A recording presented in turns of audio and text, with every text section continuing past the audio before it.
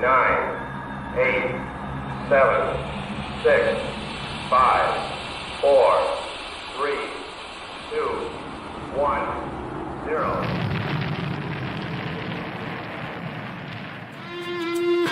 It's the Rocket Hour. Y'all are now tuned in. Time to hit the pick four that you'd love to win. If your money's coming slow, step on the faster track with your host, Ricky Pasternak. Let's go.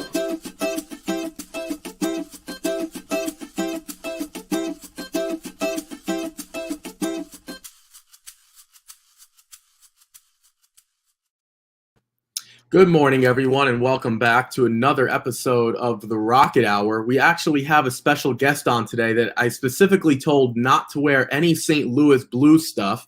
You might know who he is. He is one of the biggest Blues fans I know, along with you. I guess you two might be the two biggest hockey fans I know in general. We're going to bring him on in a minute. Real quick, before we do, we're obviously talking about Mike Somich. Real quick, before we do, is there anything you want to talk about last night, anything in the sports world that we need to touch on? There wasn't too much going on. Some hockey, anything big? Last night in the sports world, no. For like the Thunder won a game, that was good. But other than that, I don't have anything. Well, I guess what are they up to? 5 wins now? The Thunder? No, they're 9-11. Actually, they've won 9.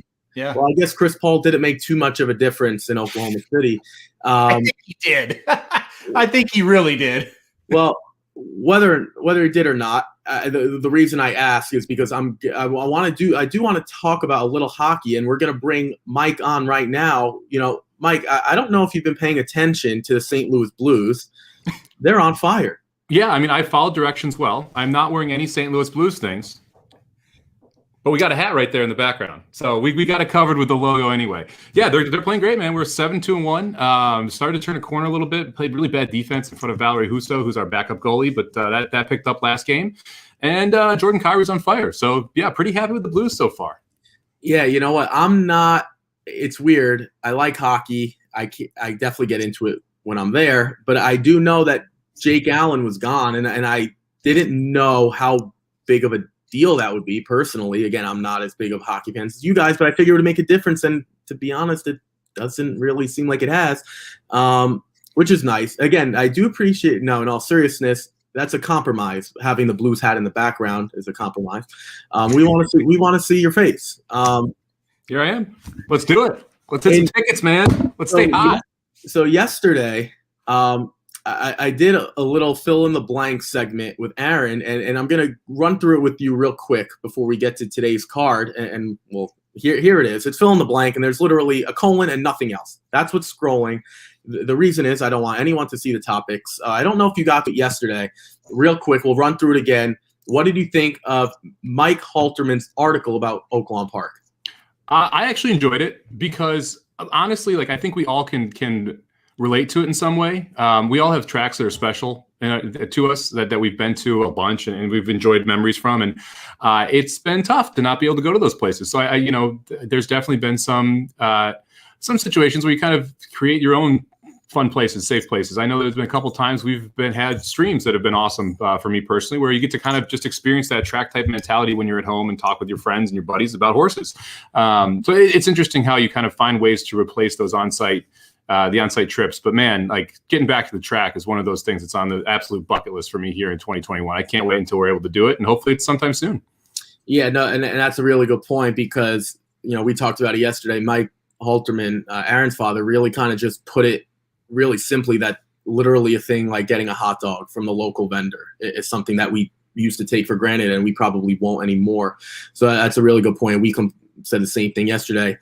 Real quick about the Derby preps, obviously the Holy Bull didn't exactly go the way the Magic Mike team thought it would. If you had to take anything away from the Robert B. Lewis or the Holy Bull, which one would you lean towards in terms of something taking away, or are you just of the mindset of those races don't mean much to me moving forward?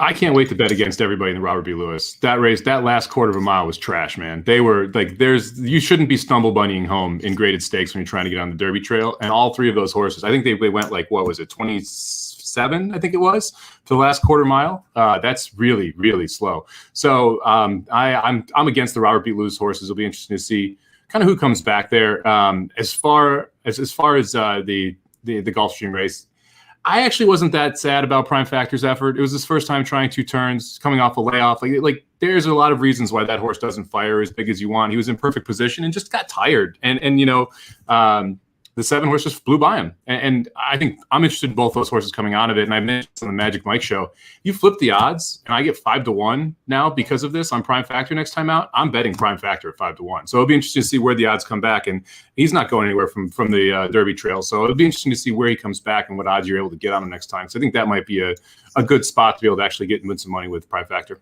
Yeah, that's a really good point, Aaron. I'm sure you would agree. Sometimes when a horse runs really, really well, it's like, crap, now we're not going to get value on this horse next time out, especially if they come back at the same level. Maybe if they move up, you might get some value. But for example, like Mike talked about Prime Factor, he wasn't awful, but he wasn't really good. I think we could say it was a C effort, maybe C+. But he could come back now, to Mike's point, at 5-1, 6-1, even 4-1, and that's where you get the value. So I assume, Aaron, you're kind of along Mike's lines in terms of you've now maybe created some value because of that effort. Yeah, I'm glad Mike brought that up because we didn't really talk about Prime Factor yesterday. Look, the second time going long will tell us what this horse is. I totally agree. The first time, they either get it or they don't. He wasn't awful. He got beat by a pretty good horse. He'll get a little better, I think, off of that effort. How much better? We're going to find out, because the second time a horse does anything is usually when we know. If they do it twice and they suck at it twice, then that's probably he's just a problem in this case, Yeah. Or if you try turf for the second time and you suck both times, you're probably not a turf horse. So that we'll see. Second time out, going long, will tell us. That's a good point. And obviously everyone has to decide what is and what isn't value. I think we all agree. If you get 5-1 on Prime Factor in pretty much any spot, that's something you have to look at. The next topic, I don't know if you heard over the weekend or maybe it was Monday, EA Sports College Football is back. I don't know if you're a gamer or not. If you're not a gamer, are you going to get back into it? And if you are a gamer, how quickly are you going to buy the game? Mike, sorry. Yeah, so I loved EA Sports College Football when I was living in Vegas playing poker. I absolutely I would play that thing all the time. My roommate and I, we'd create a fake college, and then you would go through the recruitment cycle, and that was the best part about that game, is recruiting and trying to get the players you wanted. I always played safety and wide receiver, so I'd be recruiting those specific people. He played quarterback and DN, so he'd be recruiting those. But I always liked the dynasty version of that, and that was really what got me to NCAA football. I'm just hoping, the graphics, let's not go all the way to Madden. Let's have the old school kind of rickety graphics for NCAA. I don't want a Madden version of college football. That and the mascot games were awesome. I loved playing with the Syracuse Orange versus the Brutus the Buckeye. That was incredible. The orange and the Miami University of Miami Duck was great too. So I loved having those mascot games. That was a lot of fun. And we may or may not have been betting those games simulated. It was a lot of fun to do at parties. So we'd have 10 people over, and we'd all be betting quarters and who next touchdown scored and the whole thing with these oranges and these ducks playing on a big screen. It was a blast. Yeah, so I think it's fair to say that you will be buying the game whenever it comes out. I think that's a fair assumption. Whether you've been playing, logical decision, yeah. Yeah, whether you've been playing video games for the last, I don't know, I think 2014. So let's even say the last 5 years, 6 years, whether you have or haven't, I think it's pretty established that you will be buying the game, which is awesome because I completely agree. It's funny you talked about getting recruited and things like that. For me, at least, there you go. You got to get some Rocket League in, man. Yeah, Rocket League as well. There's a PlayStation. This is what we're doing. It's become a gaming show. In all seriousness, no matter where I was recruited to, I always went to Syracuse. So maybe I'll switch it up and try to go to a real school like Oklahoma when I get the game this time around. Don't go to a school that just chokes, man. Oh, gee. Yeah. Well, we're not going to get into that. We're a shot or two. Come on. We're not going to get into that. Real quick, the last fill in the blank. I put up a poll on Tuesday. I don't know if you got a chance to saw it. I don't, honestly, the way Twitter works, I don't even know if you voted. Honestly, I don't know who votes. It's one of those things. I just see the number of votes. I hope you voted. I thought it was cool. A lot of people got involved. Basically, the poll was, if you could only go to one track for the rest of your life, what would it be? And I'm not going to go through all the results, but I want you to fill in the blank real quick. If I could only go to one track for the rest of my life, it would be blank. and you could factor in anything you want. It's really just, it was an idea, I guess, for people to get thinking about going to the track again in some of their favorite memories. So I'll leave it up to you. Fill in the blank. One track you'd go to for the rest of your life. I mean, mine's Saratoga because of family. Like, that's where I grew up, going to the racetrack, and we have family reunions at Saratoga Racetrack, run for tables on Travers Day in the morning. We're there at 5 a.m., getting ready to sprint in there. So, like, I would have to say Saratoga. My wife would probably want me to say Del Mar because she loves going to Del Mar and like the restaurants and everything there, and you can walk to the track from Airbnb. So if I was picking for just racing related, only racing related, I'd probably pick Del Mar. But because of everything else that in my family that goes along with Saratoga, I would pick Saratoga. And that's fair. I know Aaron said Saratoga yesterday. I know he's obviously a big Oaklawn guy. Obviously, I'm a big Saratoga guy as well, just being 3 hours south of there. One thing I've learned, and this is not a horse racing thing, happy wife or girlfriend, happy life. So for you, that was probably a good answer. Well, you don't get a Breeders' Cup if you go to Saratoga. You're never going to another Breeders' Cup. You're not, so there's other aspects of it too. I think you have to take into account like what races are run there. I love the Saratoga tradition, but you're only going there 1 month and you're never getting a Breeders' Cup. Those are two knocks for me. Yeah, and that's fair. And Dennis even throws in the run for the Travers, in my opinion, is more famous than the run on Derby Day. And Dennis, I don't necessarily disagree because the action you get on Travers Day is unmatched. It's unbelievable. Derby Day, you get a lot of people that are in in for the thrill. And that is to be seen on social media and things like that. And that's fun and that's important. You want to document it. But when you're there for Travers Day, people are there for the horses, and that's cool also. We are a handicapping show, so we are going to get to that now. I'm going to show here here we go. We're going to start with race 7. Unfortunately, I haven't been able to get everyone's information on one thing, so I will be streaming it kind of together.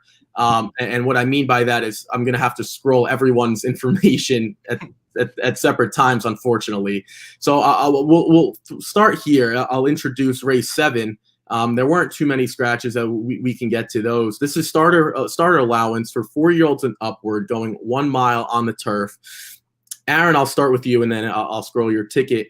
How did you kind of go about this race? And personally, I thought it was one of the tougher races on the sequence. What did you think of this one? Yeah, for the second straight day, we're going to start off with a race where I don't have a really strong opinion, but that's okay. Yesterday, I really liked the 5 in race 7, and at 8-1 ran a decent third, kind of gave you a thrill. And that's kind of what you want in a situation where you're not betting a lot of money. Let's just try to have a shot to make a little profit here. And we did. So we're going to do the same thing today. My top pick is a Ricky's Rocket graduate horse. That's right. Calibrator, a horse we talked about way back on January 1st, New Year's Day, 2021. We talked about this on the Rocket Show. And Calibrator was a horse I used. Won at 6-1 wire-to-wire fashion. So I didn't really have a strong opinion. I think it's a wide open race. So I went right back with Calibrator here. I thought that race was strong. I am a little worried about the pace setup today, but this horse does draw the rail. He should get to the lead, in my opinion, because of that rail draw. And if he clears, maybe he's going to come back and repeat. A little bit of a step up in class for sure, but he did win by 2.5 last time out. So probably needed to step up in class. So Calibrator for me on top. I did like also the number 6 Shooting the Breeze. I thought this was a very logical horse. Won at the 50K level last time out going this distance, and now steps up to the starter allowance level. Pretty similar competition. I think I kind of looked through that race. We've got some runners coming right back out of that race into this one. So I wasn't too worried about that. And so I thought the 6 was the other logical use. Those were my top 2, but I'm going $5 to win on the 1 here. Mike, I'll throw to you. What did you think of this race? And how did you kind of see this one playing out? Yeah, I actually had a pretty strong opinion here. I considered just going 2 deep. I went 3 deep because I wanted to get a price in here. I thought this was one of the more just races that I think is kind of going to be formful. I really like the 2 horses that are coming out of that race on January 6th here. I think the 2, Please Call Me Back, who was the favorite in that race, and faced a little bit of traffic trouble early, was kind of checked back, and they came home really fast in that race. I think that's something you have to focus on here. Please Call Me Back was sitting in 5th at the half-mile point. That last quarter of a mile, they came home in 22 and 4. That's incredibly fast for a mile. It's almost impossible to close any ground into a 22-4 final quarter of a mile. So that doesn't look that impressive on paper, but when you figure into the final quarter mile time, the fact that the 2-horse was making up ground, I think, is actually sneaky good there. And I think that race came back pretty strong. Majestic Row is another good Gulfstream horse. That horse ends up running second in between these 2 horses. And Shooting the Breeze, the 6, is the other horse that came out of that. And those, to me, are the top 2 horses in this spot. I like Shooting the Breeze. I like Majestic Row. I looked at the one for a while, Collaborator, and I don't disagree with Aaron that this horse may get the setup again. I think this race just came back a lot tougher. And if we're looking at that final quarter mile, he came home in 24-1. Versus someone who's coming home in 22-4. I mean, that's a big difference between the 1 and the 2 and the 6 and what they were running. I think the 1 is going to face a little bit more pace pressure this time as well. So for those reasons, I end up leaving the 1 off the ticket, but that was one of the others that I considered here. Yeah. So like Aaron kind of said, I don't have a strong opinion. I put Calibrator on top as well. And I think we look at time form figures. And that's what I look at primarily. I know Aaron does as well. Mike, I believe you're a buyer figure guy. Yeah, and again, we don't discriminate. Whatever you find the best. If you like Thorograph sheets, good for you. Like whatever you want to do. So I think that's one of the reasons we landed on Calibrator. And I went deep here, really, really deep. I went 1, 2, 3, 5, 6, and I'll scroll the ticket here. I thought one of the horses that was interesting that we didn't really talk about. We talked about Shooting the Breeze. We talked about Please Call Me Back a little bit. We obviously talked about Calibrator. We didn't really talk about the 5 Zap Daddy a little bit. And the reason I wanted to talk about him, and I understand he's going to be a little bit longer of a price. I'm kind of interested to see how he runs again for Carlos David because he comes out of Ruben Graciada's barn, excuse me. It wasn't that great. The last time he had won was at Belmont 2019. The minute Carlos David gets him, it's a win. Okay, well, one can make the argument to me that race doesn't come back that strong because it's a condition. It was a claiming 16,000 non-winners of a race in 6 months. Not that that's the situation. This is a big step up. I'll be realistic. One of those things that I think, though, Carlos David is really, really good at placing his horses. And that's a skill to me. Some trainers are overly ambitious and some aren't ambitious. I think Carlos David is not only ambitious, he's really logical. So that's a horse that I wanted to use because I don't think Carlos David would place him here based off a win by 3/4 of a length. I also did use the 3 Bourbon Currency. Consistent. I really did like, I've always talked about the Aqueduct to Gulfstream. I should really get that tattooed somewhere on my body because I talk about it literally every single time I'm on the show. Real quick, before we move on, did you guys take a look at the 5 Zap Daddy at all, or were you kind of like, this is too big of a step up? Aaron, I'll throw it to you first. I understand it's a step up. Not the distance that's probably his best. It's going to be a little bit longer. So I know you didn't use him, but kind of tell me if you did at all or what you were thinking when you looked at him. Yeah, I just thought the step up for the 5 was going to be too much. That's a really big step from 16 all the way up to the starter allowance rates. Now, the horse that I did like was the 3. I had the 3 in 3rd, Bourbon Currency. I think this is almost a step down in class for this horse. Has your angle of Aqueduct to Gulfstream. Last time out in a straight allowance, this horse was 6th, beaten 2 1/4, but kind of just had a sluggish start, got too far behind, still made up ground. I think this time this horse with a little bit better break from the gate can kind of make up ground late. I think the big key for the 3 is the pace that is going to be in front of him today. Does he get that pace? Does a horse like the 8 and the 9 kind of go out with the 1 and get that setup? The setup's going to be the key. I don't think he's going to be able to run down a horse that's kind of had his way up front, but if you get a little bit of the setup, I think the 3 can get the job done. My only real worry is I do think the 2 and the 6 are a little bit better as far as closing. So I do think Jose Ortiz back aboard here for the 2nd time in a row. And really, he's rode this horse a ton of times. When you look back at the past performances, I think that's a good sign. I think the 3's in the mix, not the 5, though. I'm not a big fan of the 5. Yeah, and again, that's a stretch with the 5. I'll be honest. It was one of the horses that I didn't love, but I did want to include. And before, Mike, I throw it to you real quick. The 3 with Bourbon Currency, He's gone this distance before with only 1 second place finish, so I think that's a slight question mark for the 3. I do like Bourbon Currency, and I included him obviously as well. It's just one of those situations where we're going to see how he hasn't. Again, I focus on the group of 6. That's what I like to do.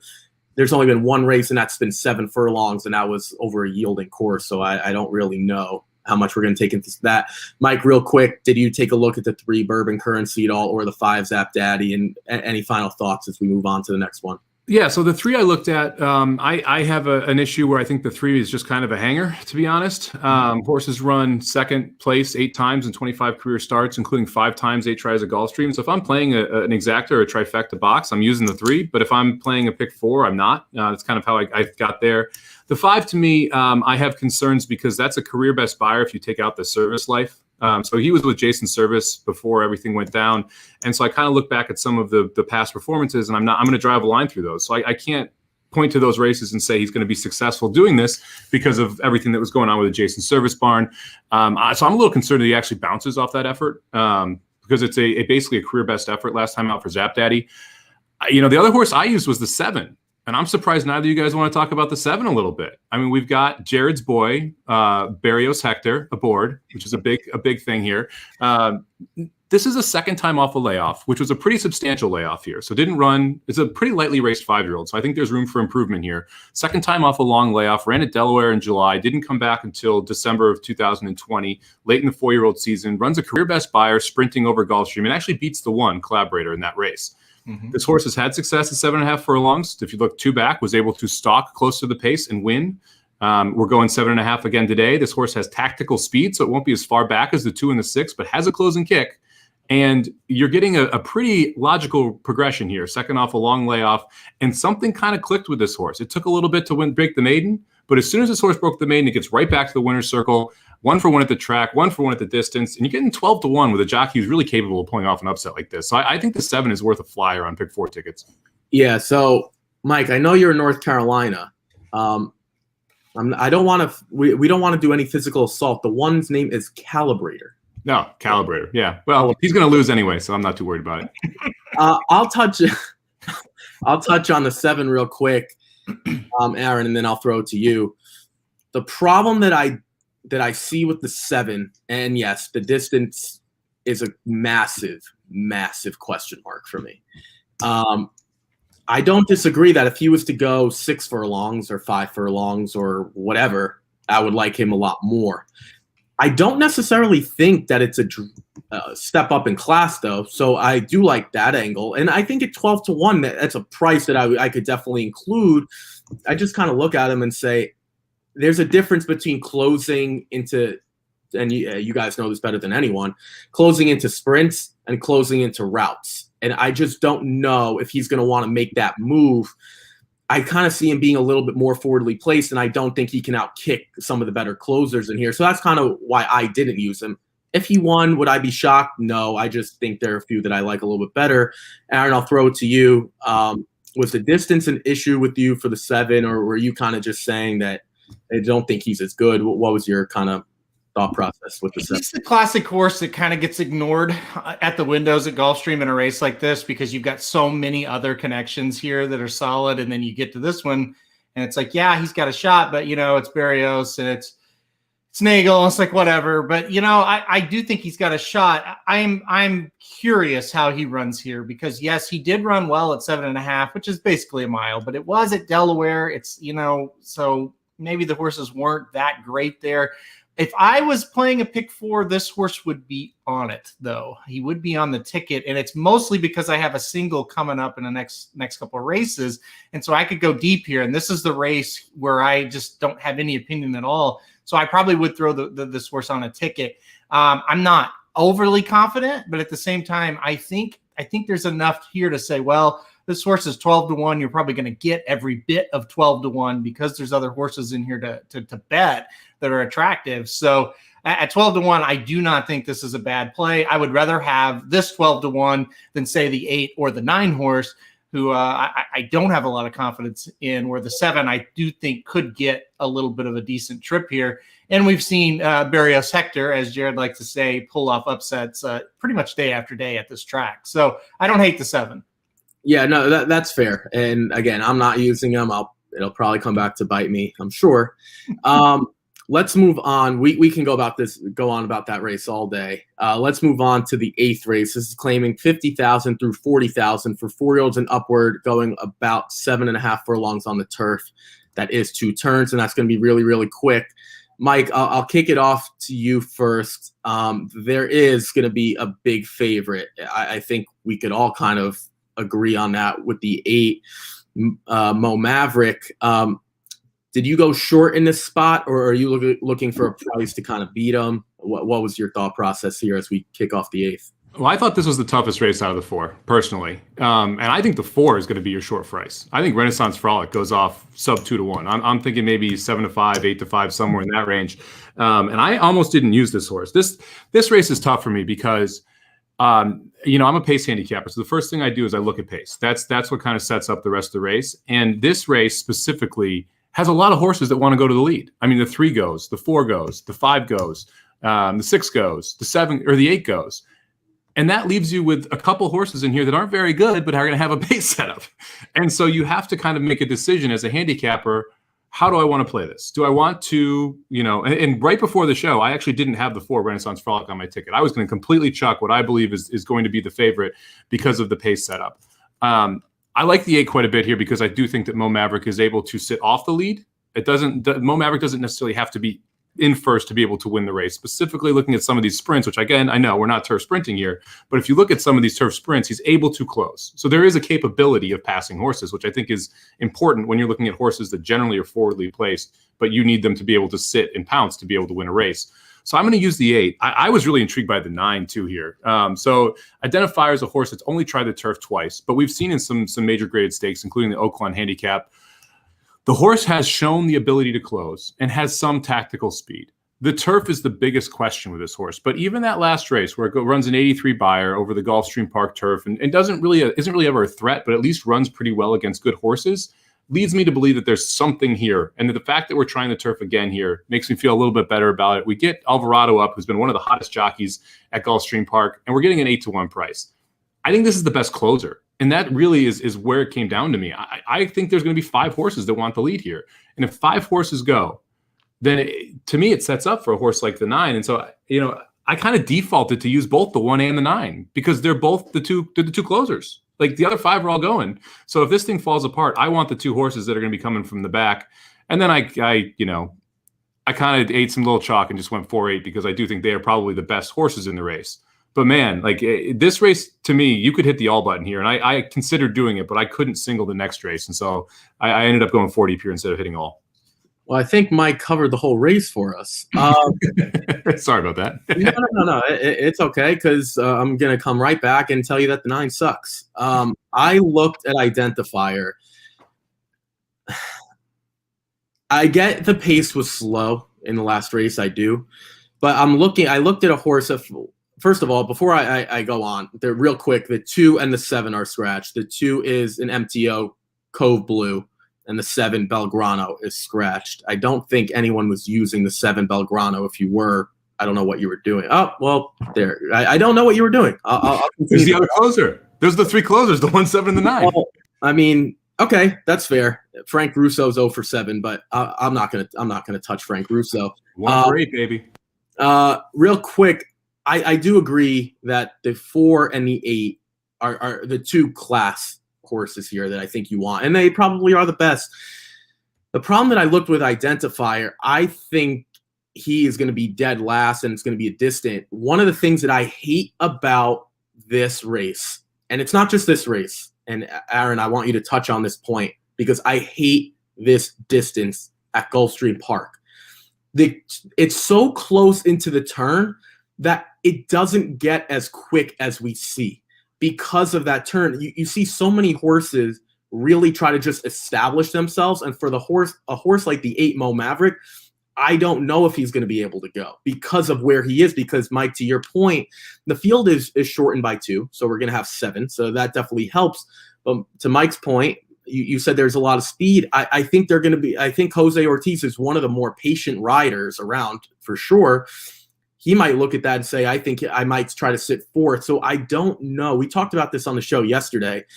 sometimes there are horses that want the lead, but they don't push for it. Sometimes they're kind of just naturally go there, and I think that's the way it's going to go. So it's funny you talked to Mike about a pace handicapping standpoint. I don't disagree that I think a lot of horses want the lead, but I think the distance where the gate is, literally into the turn, I think will factor into a field of 7. The one horse that Mike, you didn't talk about was the 5 Sand Dancer.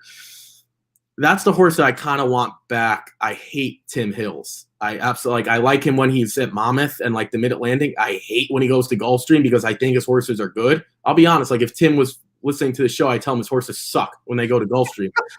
But because he's 0 for 14 with knowing the money finishes. But I don't think he's that bad because if we're looking at the 9 identifier at 8-1, I'll take the horse Sand Dancer who finished ahead. They both didn't really pass anyone. So I guess that's along the same lines. Aaron, I'll throw it to you real quick. I know I hate this distance with a passion, like more than anything in the world. Where did you kind of settle in on this race? I have a feeling, I know where you went, but you tell the viewers where you went for sure. All right, so I've got a sneaky horse for you guys, but first I'll talk about my bet. My bet is a 50-cent trifecta box 3, 4, 5, and 8. So you guys have touched on the 4, 5, and 8 a lot. Nobody's talked about the 3 yet. And this could just be me being too cute with this 3. But I thought the 3 entered here was really fascinating. Here's why. Mo Maverick and Renaissance Frolic, I just think those 2 are the class of the field. I think those are the 2 that are going to take all the money. Why does Mike Maker enter 2 horses in here? I thought that was very interesting. And the 3 is also a Mike Maker. This is going to be the other Mike Maker. I think this horse has a realistic shot to win.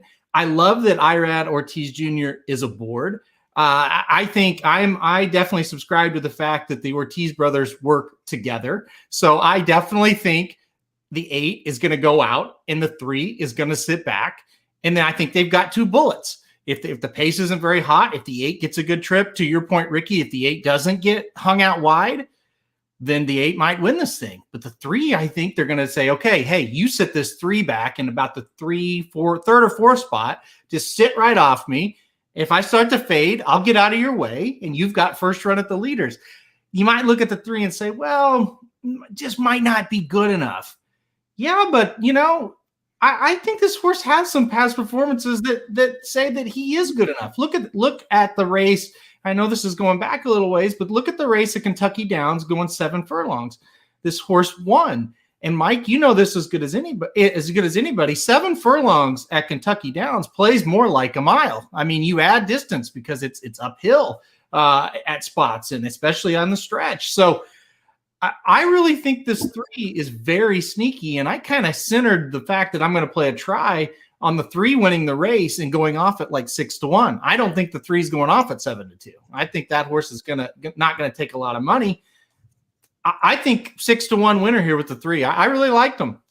Yeah, I think we just saw the opposite of what we think the Baker horses are going to do. I think the 3 goes, and I think the 3 is the one that goes to the lead. And if that's the case, that's why I like the 8 more, because I think the 8 gets the setup versus the 3 having to contest with the 4, the 5, and the 6. I really think those 3 are the 3 that go. And it's the problem with the 3 horse to me sitting is that you don't want to be shuffled, like the 3 ends up getting shuffled if you sit here and you have 4 horses outside of you that go around you. And that's one of my main concerns going into that first corner on the 3. I looked at the 3 for quite a while. I just couldn't see a world where the 3 is able to close and win. And that's why I ended up moving away from it. I think the 3 needs the lead to win. And yeah, if the 3 gets the rail and the lead, and for some reason we don't see a hot pace, the 3 in my mind is dangerous. Like I would use the 3 over the 5 or the 6, but I probably would even I like the 4 more just because of the back class. But the 3 is a confusing horse to me. But this is why I said, like, if there's an all race, this to me is the all race. This was the toughest race to figure out, and that's part of the reason why I ended up on a couple of big time long shots, because I think that the pace could collapse. Yeah, so I think the biggest issue for me with the 3, and I'll tack on to Mike's point a little bit. The 2 is obviously out. We knew that. MTOs are out like 98% of the time because they're sometimes not even at the track. The first thing, the 1 has 0 speed. And you could say maybe the rail will help a little bit. I just see the 3 kind of getting buried. That's my problem with the 3.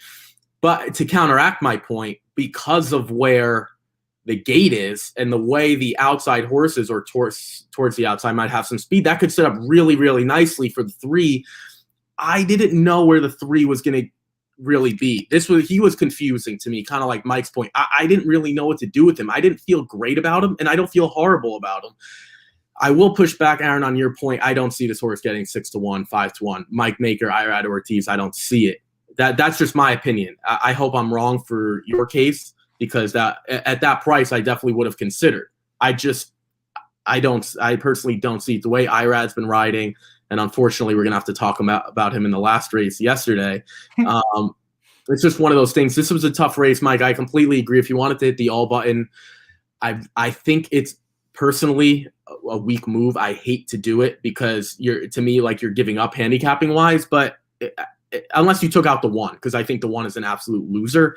You can make the case for a lot of them. I could even hear a case on the 6 a little bit, Gem and Tier. So this is a really tough race. This is a really, really claiming races, and you have a lot of horses that are dropping into this spot. So this is really, really tough. Well, I'd like to thank you in advance for talking my 7 into the winner's circle last race and just handing it to the 1 this race. I'm looking forward to starting out with 2 15-1 shots here in the pick 4. What? So if the 1 wins, I think Aaron and I did this last time. If the 1 Forever Mo wins, the next time you come on the show, and whether it's next week, whether it's in 40 years from now, who knows what it's going to be, I will do it outside in the cold with no shirt on. Just like I was willing to do with Jungle Runner at Oaklawn Park on Friday. Again, I think as we're speaking, Jungle Runner just crossed the finish line like 30 seconds ago. So fine. If the 1 Forever Mo wins, I'm going to mark this down. I will do the next live show with you on outside, no shirt on. So when it's snowing, maybe even we could work that out. Oh, I'm going to pick my day. Trust me. I will strategically handicap the weather to decide what day I'll be back on after this one. No, and that's fine. And anyone else who wants to hop in and throw in stipulations is great, because that horse will be 50-1. And if he's 50-1, he might be a bargain. Let's move on to the 9th race. Allowance optional claiming $12,500 for Florida bred, state bred fillies and mares. 4-year-olds and upward, going 6 furlongs on the dirt. I'll start here real quick. I really couldn't get past the top 2, and that's Lori Lupes. I believe I'm saying that right. Based on the last race, it's going to be really, really tough to beat her. I think the speed could be a weapon. And I think the 2 like Domineer, who I've liked in the past at a much lower level, will go as well. But if we look at this field and some of the speed, I don't think the speed is like cheap. I think it's cheap speed. And I think the 4, if she just runs that race, in my book, it's going to be good enough to win. I'll keep it short. The other one is the 5, My Sarasota Star. I think she might go also, but I don't know if she's going to want to. She might actually be on the lead now that I'm kind of re-looking at it. I think those 2 are just kind of outclassed. Irad Ortiz is obviously on the 7 comped, and she'll get play. I just think the 4 and 5 are kind of just better personally than the rest. And I know I chalked out here. I just didn't think anyone could really beat them. Aaron, I'll throw it to you. What did you think of this race? Are you going to chalk out like me, or are you going to throw in some prices and try to hit big here? Yeah, I'll chalk out with the 4 Lori Lupes, $20 win wager on this horse. I just couldn't get to anybody else either. I tried to come at this with getting a little creative, but every time it's just like, yeah, I just don't think there's anybody good enough to beat the 4. Coming off a long layoff, so you go, okay, maybe we can poke a hole in her there. But you look at, Safi Joseph's percentages off layoffs, so that's no big deal, and really, when you get to thinking about it, this is the first start as a 4-year-old. We could actually see improvement from her past performances, and that would be just a slam dunk win if we see any improvement at all. She kind of just has to run back to some of her last couple of races, and she'll win. The race 2 back was the one that really got me. A 9-length win over this track at this distance, and then last time out was back in July 15th, and ran really well and just got beat by Sonar, who's a decent Florida bred. There were just too many good signs for me. So yeah, I'm all in on the 4 here. It would be my single if I was playing to pick 4. The only other horse that kind of caught my eye was the 7 comped. And I think, last time out was her first time against winners. and caught Brambleberry, who was a really good horse. A horse, we talked about on the show, and we talked about this race. And Brambleberry just cruised. We both really loved that horse. But Compt was second, beaten pretty badly, but didn't run horrible. Kind of set the pace and just kind of faded late. Might get a decent setup from this outside post. Gets a big jockey upgrade today to Ortiz Jr. So I thought there's enough there to make me think that this horse is going to improve, but I didn't think it was going to be enough to beat the 4 ultimately. Yeah, real quick, Mike, before I get to you, you talked about Sonar. Sonar actually ran yesterday and a race we'll talk about, the 62-500 allowance optional claiming. So to come back at 3-5 as a favorite and finish second to a horse that takes a massive jump up, and was Sonar, I believe, was like 19-1 yesterday in the 9th race or 8th race at the 62-5 level. I don't think that's that bad. So you could say it's a disappointing 3-5, but look at what Sonar did or tried to do yesterday. Mike, I'll throw it to you now. Where did you kind of land here? Are you going to make it 3 for 3 and chalk out? Knowing you probably won't. But well, where did you land here? To be honest, I looked at this and I kind of had the same thought as Aaron. Like, how can we beat the 4? And so I started with that January 8th race where She's All Woman, Compt, and let's be honest, all came out of. I kind of wanted to go with She's All Woman because the comment is bobbled after the start and then kind of tired, and the horse wanted to be more forwardly placed. Like, I watched the race twice. It's a piece of shit. Like, there's just no way around it. All 3 of those horses aren't really playable. And so that meant, okay, now we're down to 4 horses. I agree Domineer is cheap speed, can't get out there. So now we're down to 3 horses. We're looking at the 4, 5, and 6. I think that the 4 and the 5 have a problem, and that's each other. I have a feeling that you're going to see quite a few horses go here. And I agree that they're not cheap speed, but when you have 2 good speeds hook up, that's not good either. And I think that the 7 Compt needs to go. If you watch that race back, Compt wanted the lead. And I expect that Ortiz will send Compt again. Domineer wants the lead. And Domineer is cheap speed, but cheap speed gets dangerous. And now we have 4 horses that want the lead. And then we have the 6th horse, Foxy Mischief. Look, Sweezy's been pretty good shipping in from Tampa to Gulfstream. This horse is coming from Open Company, coming into state bred levels. This horse is a 9-time winner in 39 starts. Sometimes in these races, you want horses that like to win. The 6th horse, Foxy Mischief, likes to win, and you're getting 5-1 on the morning line. So what I ended up doing here is I said, look, the best horse, I agree with you guys, is Lori Lupi's. The 4 horse is the best horse.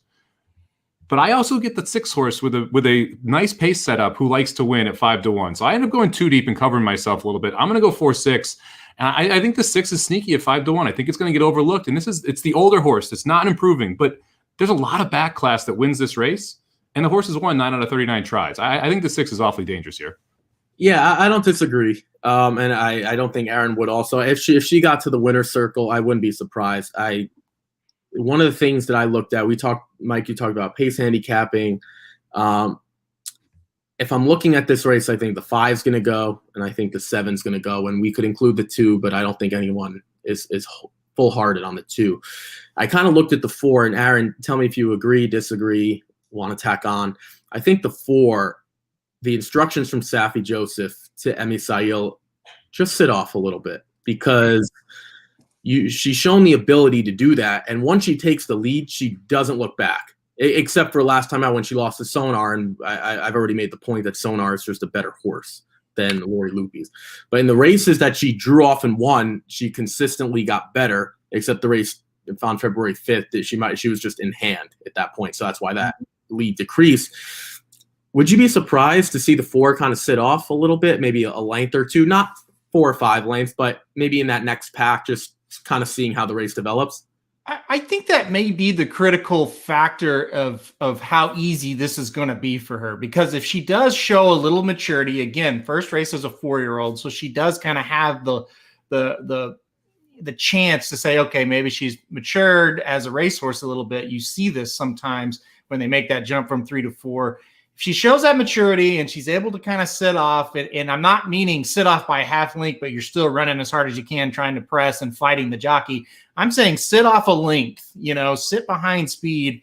If it kind of materializes, like I think we all are going to think, she will probably roll this field by multiple lengths. So where she could get in trouble, and to Samich's point, is if she is chasing or they have to just let her go because she just wants to run so fast. then it does set up for the hard knocking 6. And that's the best way I can describe that horse. And that's not a knock on the 6. She is a hard knocker. She will show up with a solid race today. It's just, can you close? And the way you close at Gulfstream is if the pace really starts to melt down. So I get it. Samich, to your credit, I would say you've said, okay, we can't beat her unless something happens with the pace. And so if something happens with the pace, the 6 does become the likely winner. So yeah, I think the key to the race is what the 4 does and the maturity that the 4 shows first time out as a 4-year-old. So the scary thing, or maybe the good thing, if you're going to bet the 4 to win, even if she kind of engages, she still might just be good enough to get the job done and kind of outrun those speed horses. And that's why ultimately I thought, well, I think this horse has a great shot to win because she may not have to be patient and still just run these other horses into the ground a little bit. Yeah, I don't disagree. That though, I think everyone made a fair case. I think if we had to put a win wager or a sizable win wager, we'd probably go with the 4 because she's probably the most talented. But pace setup always factors into a race, and the type of trip and all those things factor in. Let's move on to the final race, maiden claiming 35,000 through 30,000 for 3-year-old fillies going 1 mile on the turf. Mike, I will start with you.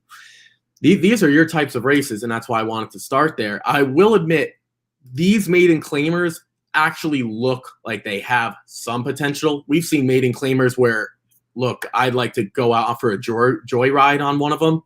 These actually look like they have some talent. So kind of break this down for us real quick. Don't give us every horse. Let us speak. Give us a couple. No, so give us a couple. Who you like, some prices, things like that. How are you looking at this one? Yeah, I'll go through the 1 through 8 and the 10 through 12. You can cover the 9 that was scratched. So no, I kind of ended up on 2 horses here. First off, I think you have to use the 3. Joy and Grace is the logical class dropping horse. Tried 4 times in maiden special weight. We're dropping down here. First try at Gulfstream. John Velasquez picks up the mount. I can't get Dale Romans right as many times as I try. I could bench press him, but I'm going to try and use him here and see if it pays off. I like the 6-1 morning line, but spoiler alert, you ain't getting 6-1 on this horse. This is going to go off your favorite, I bet, somewhere around 5-2 or 3-1 range. As far as the price, man, I like the 11 horse. I think the 11 is really sneaky at a number. This is the second start out of the Avila barn. Amicio Jaramillo stays on the mount, and the horse didn't break any ground speed records here, but ran a 54 Beyer first time out, going a mile here at Gulfstream Park. Specifically, Avila is 35% with a $6.30 ROI second time out. This is a horse from his son is Cairo Prince, sold for $40,000. So they thought there was some talent when this horse was younger. It sets up well here. The horse, like a lot of people, when they look at a first start, they want to see a horse who misses the break and closes, or who's making up a ton of ground, or for me, I want to see a horse that learns something. And if you go back and you watch this race, the 11 horse ran pretty evenly through the race, learned what it was doing, had a little bit of trouble, but not much.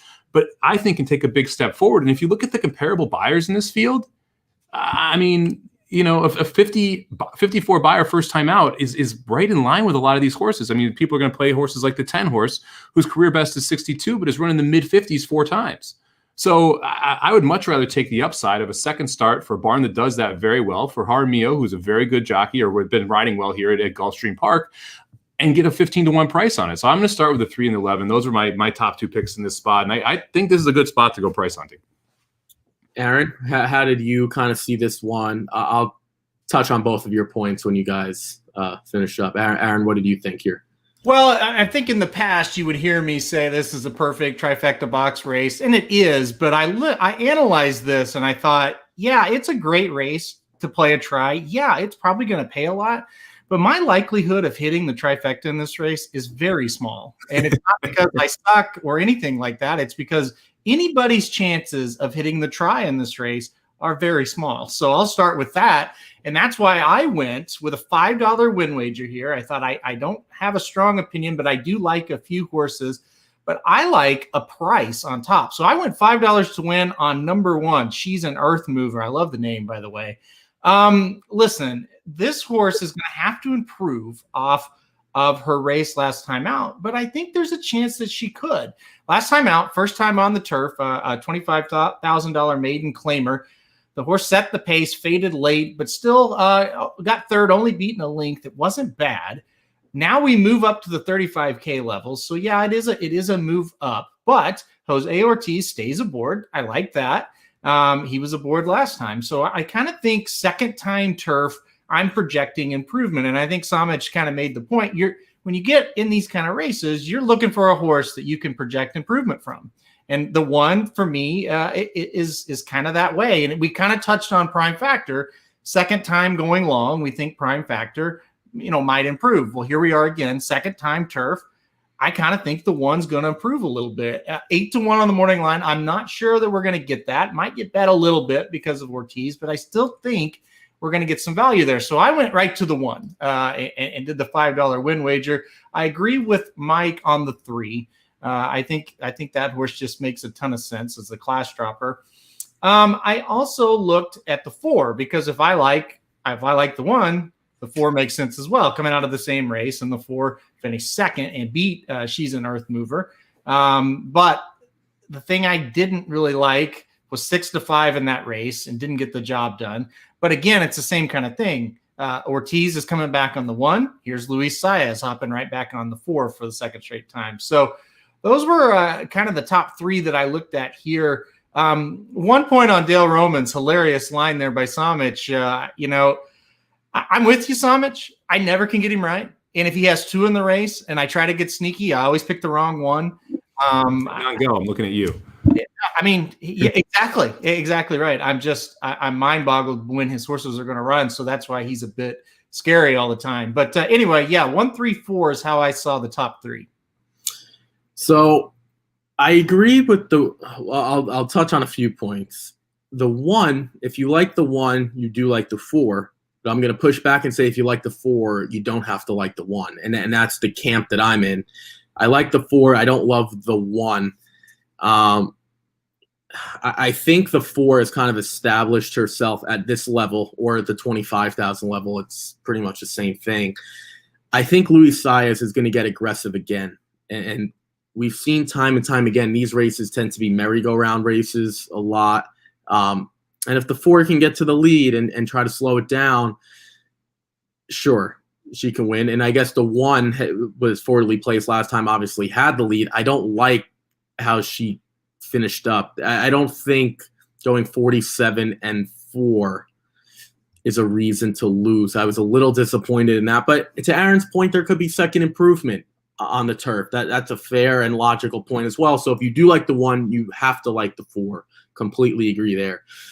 I am fading Dale Romans in every spot possible. That's why I'm not using the 3. I don't think if the 3 was trained by Mike or Aaron, then I'd probably be using the 3. But I don't think they're horse trainers. And I know for a fact I don't like Dale Romans because he's winning at 4% and I can't get him right either. Mike brought up the point she might be the favorite. If she's the favorite, then I sure as hell don't want her. So it's one of those situations that John Velasquez picks up the mount. And you can make the argument that dropping it for a tag is fine. I don't like the fact that she stayed on the dirt last time out. I think that's always a negative move. And what that tells me, when the horse is in form, if the horse hasn't been running for a couple months or even a year, you might just want to get a race into him or her. When the horse has been running in October 4th to October 30th, what they're saying is, well, we might have a better shot on the dirt, and we kept her in. I hate that move. And now we haven't seen her and drops in for a tag. It's a logical spot, but again, I don't need Dale Romans' favorite. I do want to talk about one horse, the 7, Miss Amendment. I don't think anyone talked about her. If I did, I apologize for doing that again. Brendan Walsh might be, and this is not a good reason to pick her. Brendan Walsh might be in the top 5 trainers on the turf, in my opinion. I can't recall any horse or any filly, mare, boy, girl, gelding, whatnot in particular. Every time he has a runner on the turf, especially the youngsters in Kentucky, whether it's Churchill Downs and Keeneland and that area, they always run well. And I think Tyler Gaffleone picking up a mount for a horse who went for $110,000 is something that I'm just not going to ignore. 10-1 is a great price because we talk about, I think Mike talked about the 10. Mike, tell me if I'm wrong. and the buyers don't come back great. So, okay, that's a horse with experience, and I do want to talk about the 10 a little bit.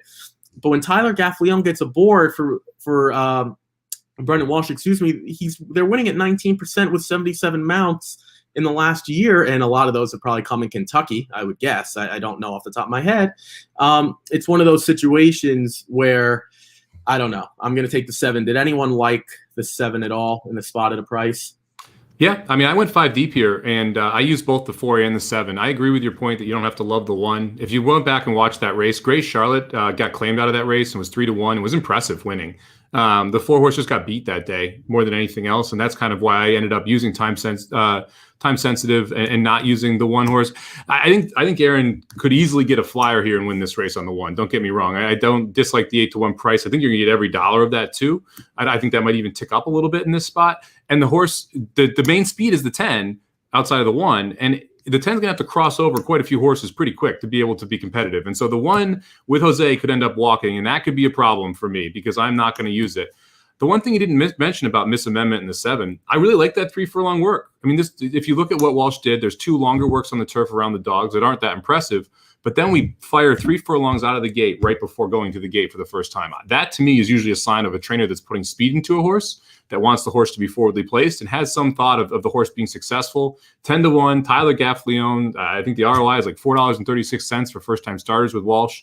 To me, all of that points to using the 7. So I'm definitely using the 7. I use the 4.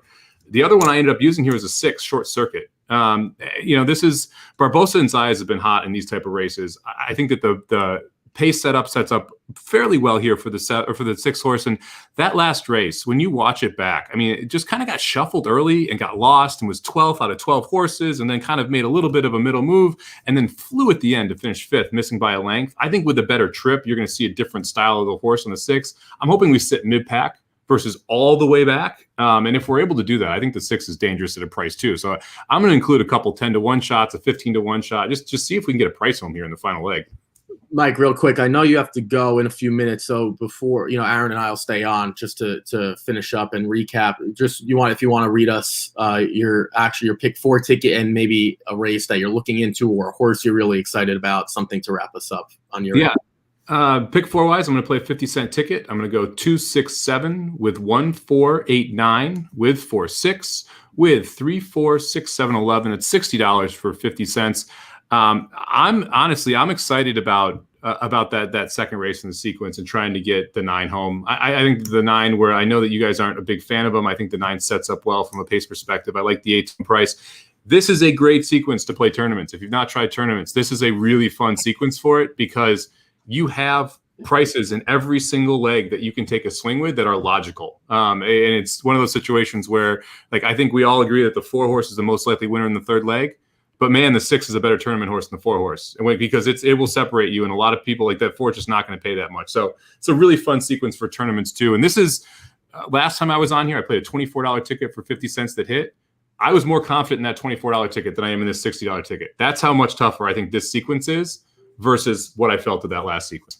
Yeah, so obviously, Mike, before, Aaron and I are going to just finish up the 10th race, read off our stuff. Mike came on, was 1 for 1, and I said on Twitter yesterday, now he has to go 2 for 2. Sometimes climbing to the top of the mountain is easier than staying at the top. So we're going to see if Mike can stay at the top, make it 2 for 2. Again, real quick, I forgot, it was the 1 horse, Forever Mo. I've marked that down. If the 1 Forever Mo wins, again, Mike, you come on whenever you want. You could wait for it to be a blizzard. You could wait for a perfect day. You could wait for whatever. I'll be more than happy to do the show outside with minimal clothing. That classic other Timothy Hills horse angle. Yeah, and if Tim Hills wants to win a race or even finish in the money, that would be nice. Well, thanks for having me, guys. I appreciate it. Sorry, I gotta jump. I'll catch you guys later, and can't wait. I can wait to see you shirtless, but I'm going to laugh when it happens. So have a good one, guys. I'm sure you won't be the only one. Thanks, Mike. Aaron, real quick, I did want to touch on the 10 in the last race. Take Me As I Am. And the reason I did was because she's going to drop in for a tag and go long for the first time. It's one of those things where I might be picking at straws. I know she's going to be a short price. It's Take Me As I Am for Safi Joseph, Leo Reyes. I think her races have been a little bit better going longer, even though her best race was probably the 5 furlongs. Did you look at her at all, or were you like, I don't need that price? Yeah, I did. I did look at the 10 a little bit. I am a little bit worried about the price. This was the horse I put in 4th because of the price. I just thought, I don't know. It's a little short, and we're drawn outside, and we have speed. And I think you guys both kind of touched on it. Just a tough trip is likely. With the 10 here. But yeah, I mean, I think this horse is in it with a shot. My biggest advice to anybody that's looking at this race, and I've seen some comments of other people, this is a race. Just find one little angle and hope it's right. You know, if you're going to try to play this race by race, I mean, obviously multis, you got, or pick fours, you've got to kind of narrow it down and pick 4 or 5. But if you're just try to bet a little win or a little exacta, look for an angle or two and hope it's right. Because the thing is, there's 100 different ways you can go here. There's really no one logical answer where I can sit here and go, this horse will do this and get this trip and win, or has the best chance of winning. This is one, it's like, oh, I like the 6 because of X. And whatever that is, if you feel strongly about it, just take a little swing with it. So that's my best recommendation here. There's just a million ways you can go. Also, breaking news, Tough Luck Bob just got another positive medication. So that'll be a fun day on Twitter now, is the breaking news that Gamine has been disqualified from her 3rd place finish in the Kentucky Oaks. That's awesome. I hope Tough Luck Bob enjoys his breakfast. It's only 9 a.m. on the West Coast. So while he's reading Twitter or reading the newspapers or racingdudes.com, I hope he has a fun day. But it's just another day in the life of Tough Luck Bob. Real quick, Dennis has asked us to go to race 6 real quick. We obviously do the pick 4, but we'll be more than happy to talk more horse racing. Real quick, Aaron, I'll throw it to you. I know, you know what? I'll throw it to myself because I kind of threw you off guard there. This is allowance optional, claiming $75,000 for 3-year-old fillies. This is almost a stakes race. I'll be honest. A lot of these horses have stakes experience. We don't have a ticket up for you guys. We're just doing the pick 4, but I'll give you one horse to keep an eye on, and I think it's the 2 Fight 2 Shanghai. I hope I didn't take Aaron's horse. She absolutely dominated and over a sloppy track. So there are a few things to consider.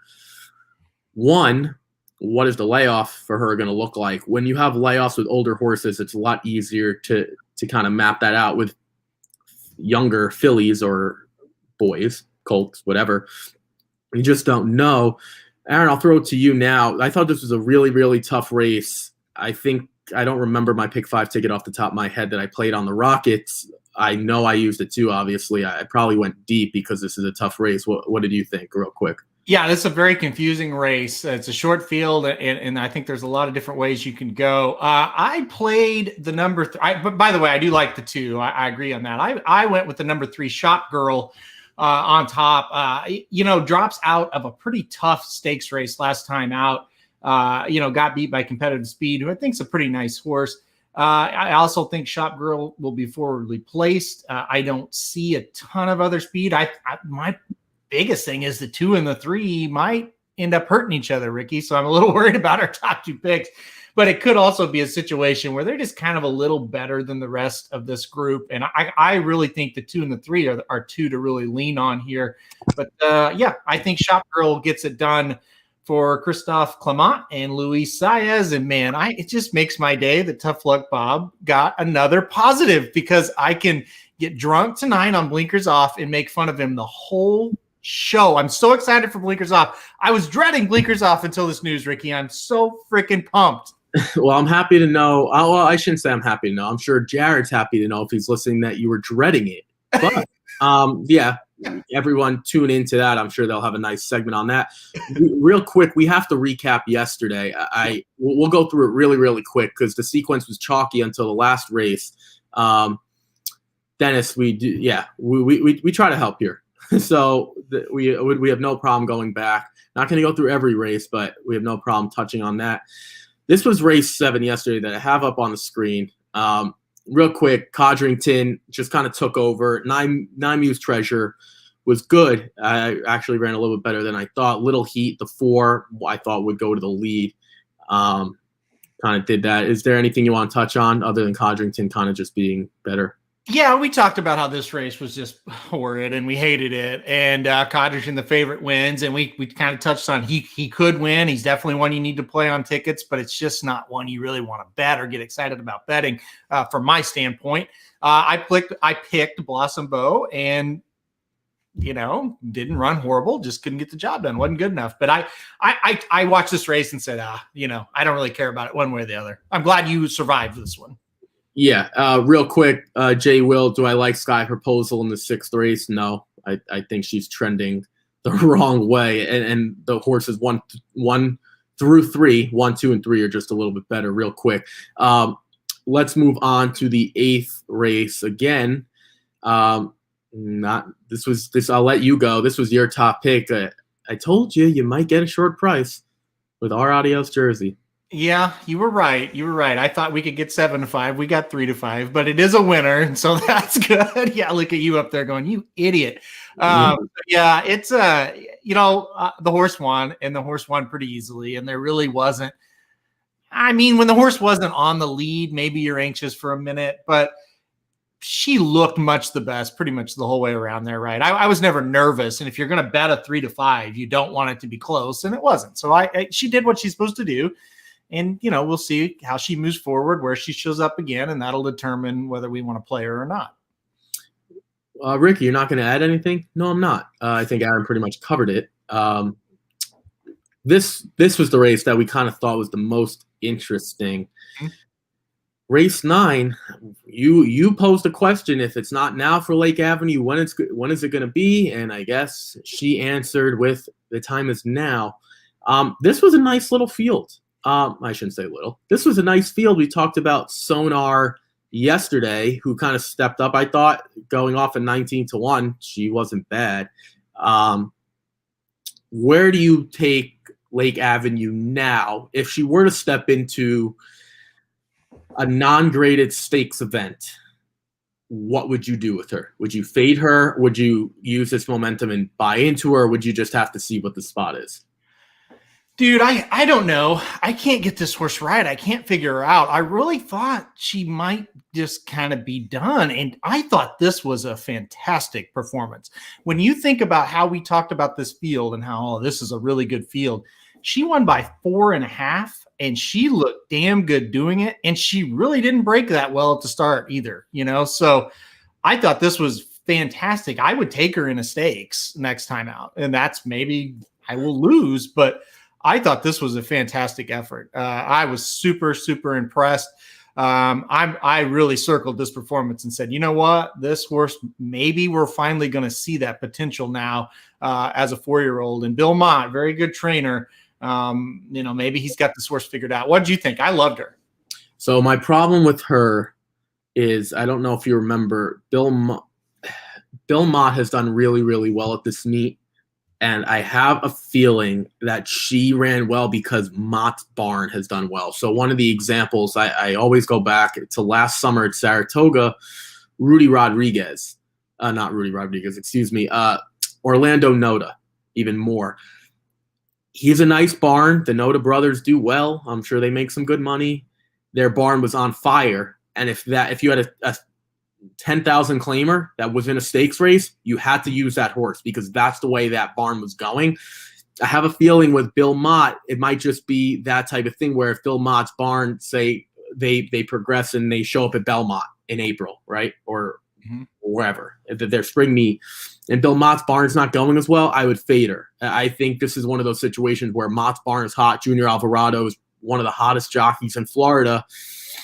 It just seems to me like it was a perfect storm. I don't like playing into that theory, but sometimes you can't avoid it. And so that's kind of where I am. If she does show up at this level, I will buy her back regardless of connections, trainer, jockey. But if she were to step up, I would have to probably see how the barn's doing because everything Bill Mott touches is running well. So right now at Gulfstream. So that's just kind of where I'm at. I agree. She did answer the question. She did it pretty easily. So maybe as a 4-year-old, she gets better.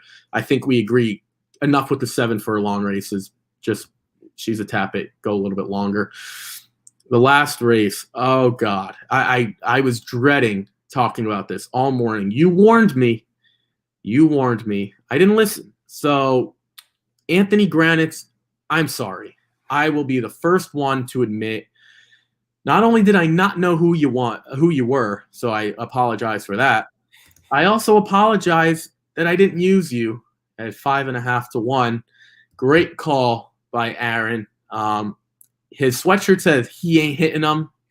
If he was here next to me, I'd let him hit me for not using that horse because he made a perfect call yesterday. I will say I was not upset with the 6 causing a hullabaloo because I thought she was going to hold on, but the one Big Ben Lusian just kind of took over and won by a neck. Good call by you there. Well, yeah, thanks. This was a good one for us, and my picks did really well yesterday. We made a pretty good profit, and it basically was because of this race. We hit the try on it.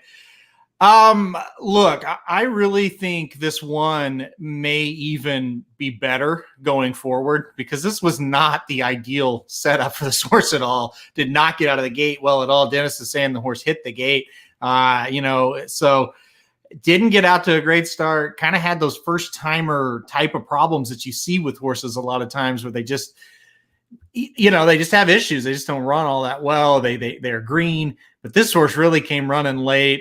Sorry, Ricky. I honestly, I wish the 6 would have stayed up for your case. But man, a great ride, I thought, by Ortiz here to get the job done, kind of just bringing that horse home late. The horse was full of run, so it was a really good performance by the one. And I think this is one to look at going forward. We kind of talked about how yesterday's finishing race much better than what we usually get to talk about at Gulfstream, right? Usually it's just shit that we talk about in the last race. This one had some decent horses in it, and so for this horse to win on debut, very good. Very happy for the one. And very not happy for you. But I think there's a couple going forward that we can kind of take and play next time out. And the one is definitely one of them. Yeah, real quick. I think the one we could see in one of those state bred allowance races. I think that would be a nice spot for her. The 4, simply the best. You simply weren't the best. So thanks for that. And the 6 causing a hullabaloo. I wouldn't mind that horse back. She'll probably be a short price, but it is what it is. Real quick, as we sign off here for the day, roll through your, not ticket because it's single races, but roll through how you were kind of thinking about today's card, what you're looking at, and your betting structure for Thursday afternoon at Gulfstream.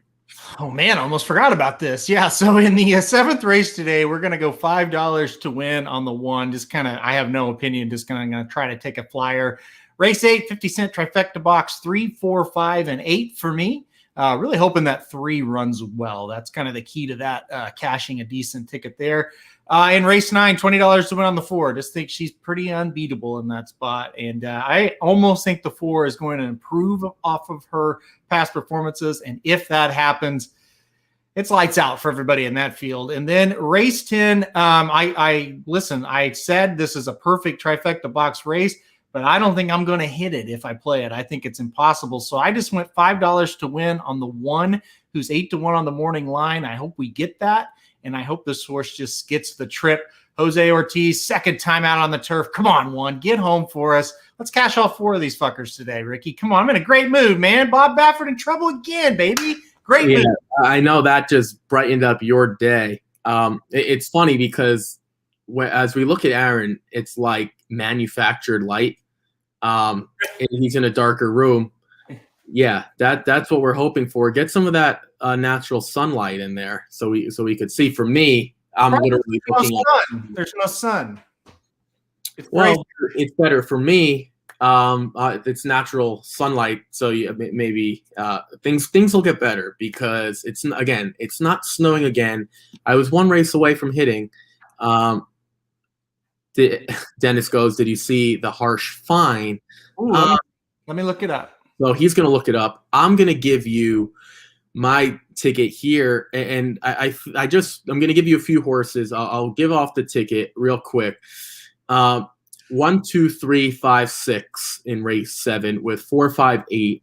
with 4-5, with 4, 7, 10, 11. In the first race, just keep an eye on Zap Daddy. I think Carlos David might be able to get him to improve. If I'm looking at the one calibrator, that 6-1 on the morning line, that's my top choice. In race 8, if the One Forever Mo wins, please, the One Forever Mo wins, please comment, do anything, subscribe, yell at me, curse at me, make fun of me. I will be outside doing a live show again with no shirt on in the winter the next time Mike Somage comes on, because that horse sucks. I'm looking at the 4, Renaissance Frolic and Mo Maverick. Those are probably the 2 on paper. Race 9, good luck beating Lori Lupis. I'm not going to try. I don't think Aaron's going to try, and I don't think Mike tried. I went with the 5, my Sarasota Star, and I think the 4, Lori Lupis, will get a good trip with Emi Sail Jaramillo. In race 10, you can use prices. I like the 4, time sensitive. I put the 10 on the ticket, Miss Amendment, 10-1 morning line. Probably won't see that. I did use the 10, Take Me As I Am, because it's going to be the first time she drops in for a tag going long. So I thought that was interesting. And Mike talked about the 11, Winter Princess. I think Aaron said the same thing. You always want to see what the horse does in the second time they're doing something to see if they've learned, matured, developed, mentally and physically. Yes, mentally is a thing. Sometimes horses aren't good mentally. It's not a joke. So I'm looking at the some prices for the last race as well. Without further ado, this was a great show. Having Mike on always spices things up. Aaron, anything you want to sign off with? But I know you're looking up all the Bob Baffert information. So if you have anything to share with us, please do. He was fined $1,500, so a real steam for Bob. Oh. Well, that's good. So $1,500. Well, most people go into their local Best Buy and buy electronics for way more than that. So, Bob, I hope you can factor that in together. If you need help, I'm sure we can start a fundraiser, a GoFundMe for you if possible. $1,500 sounds like a lot. Without further ado, everyone, good luck today. Stay safe, stay healthy. We have 3 tickets, well, 2 pick 4 tickets available. You can get Mike's and mine. Aaron's, obviously, his race by race suggestions. Obviously, he's been hot, so please invest. My product is on the website as always. One of these days, I am going to be on the products page. That day is coming soon. I don't know when. Aaron doesn't know when, but it's coming. We're going to make it happen. I promise. We've gotten a lot of comments. I've gotten a few emails and Twitter stuff. Trust me, guys. I want to be like the rest of the group also. I feel a little left out. I've got an estimation for you. Oh, are we allowed to share it on the air? Yeah, it could be February 10th. Oh, that would be awesome. February 10th, if everyone doesn't have a calendar, would be next Wednesday, which we right in line with another week of the Rockets on Thursday. So I think my guess is it's going to be the next week, but it could be February 10th. That's what we're shooting for at this time. But I think it's going to be just the way of my experience of years of doing websites and new websites. And that's nothing against the people we have doing it. This website is going to be fan-fucking-tastic when it is launched. But we have the ability to say it's got to be perfect before it's launched because we have something now that works and is fine. So we're making sure everything's good. They have worked through a ton of flaws for us. They've done an excellent job. If it's delayed a week, it's probably going to be just us being perfectionists. So, but the 10th is possible. The 17th, the week of the next week, like the 17th, I think that is the realistic launch date. I don't know anything about websites. I've never worked with the people you're working with, so I trust you. And I assume this is Jared, where he says soon. I don't want to break news, but a little birdie told me that the biggest Chiefs fan we know in the country might be on tomorrow. So that would be Jared. Jared has never been on the Rocket Hour. I'll be honest, I've been a little disappointed that he hasn't. Not only because he owns half the website, not only because he owns half my product that I put out Thursday through Sunday with great pleasure, but because he knows horse racing just as much as any of us do. So, Jared, obviously, there's always an open invitation. I know you might have the little ones with you, but like I said last night, bring them on also. I only want you to come on, though, if you're wearing Patrick Mahomes' jersey or gear. If you're not wearing Chiefs gear, don't come on. That's the main reason I'm bringing you on, so we can talk some football. And Jared, if you're listening, tough luck Bob. He got in trouble again, man. So I'm going to drink a bunch of claws before blinkers off, and I'm just going to rip and make fun of tough luck Bob all night. So everybody watching, tune into that. Jared, be ready for it. I'm so excited. Yeah. Tune in. We will do some football tomorrow. There's not a ton of States action this weekend, so we might get to some stuff from Tampa Bay Downs tomorrow. Again, hopefully, Jared, in all seriousness, Jared can make it on, even if it's for 5-10 minutes. We would obviously love that. Jared, if you are listening, try to put a little Oaklawn ticket together for us in the process. Without further ado, everyone, good luck today. Let's start the week off strong. Let's start the month off strong. This is the first day of the Rockets of the month. It was a great January. Talked about a little bit about it on the article, how great of a month it was. I think I don't have the stats. I think we were able to bring in like a 10 to 12% ROI for January, which is great, because if you're playing multi-race sequences, you might have a day where you go 0 for 10, or I should say days where you go 0 for 10. So Pegasus days certainly help.